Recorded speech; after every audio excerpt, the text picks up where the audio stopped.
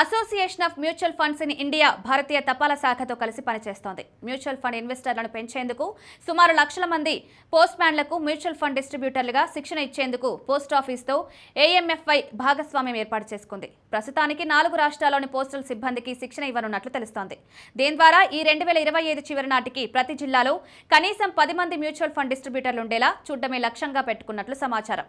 Mutual fund association executive Venkat N Chalasani మాట్లాడుతూ AMFI 4 రాష్ట్రాలు బీహార్, ఆంధ్రప్రదేశ్, ఒడిశా, మేఘాలయాలను ఎంచుకుందని, ఆయా రాష్ట్రాల్లో శిక్షణ ఇవ్వనుందని తెలిపారు.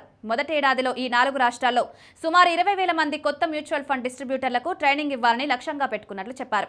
ఈ ఏడాది చివరి నాటికి ఆయా రాష్ట్రాల్లోని ప్రతి జిల్లాలో కనీసం 10 మంది డిస్ట్రిబ్యూటర్లున్నారని అంచనా వేస్తున్నాం.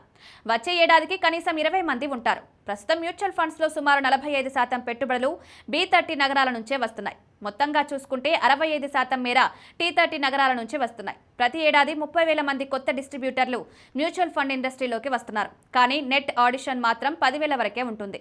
పొదుపు అలవాటులో వస్తున్న మార్పుల వేళ ఆన్లైన్ ప్లాట్ఫామ్స్ కొత్త మ్యూచువల్ ఫండ్ ఇన్వెస్టర్లను పెంచుతాయి. ముఖ్యంగా సిస్టమాటిక్ ఇన్వెస్ట్మెంట్ ప్లాన్ మార్గం ద్వారా ఎక్కువ మంది మ్యూచువల్ ఫండ్స్ లోకి ఎంట్రీ ఇస్తున్నారు. ఇలాంటి మార్పు దశలో కొత్త డిస్ట్రిబ్యూటర్లు కీలక పాత్ర పోషిస్తారని అసోసియేషన్ భావిస్తోంది.